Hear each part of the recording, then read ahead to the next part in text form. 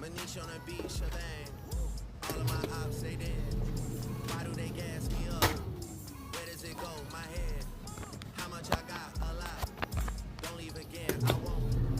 Thinking of trying me do like Bryson. He says nigga don't. What's up, everybody? So as we can see here, customer's complaint is that whenever she starts her dryer, the drum does not spin whatsoever. As we see, the belt has popped off. So we're gonna go ahead and replace this belt for the customer. Don't even recognize none of these names at the top of the charts. I look. Am I upset a bit? Last one you dropped was shit. I did press play on that hoe. Mid, skip.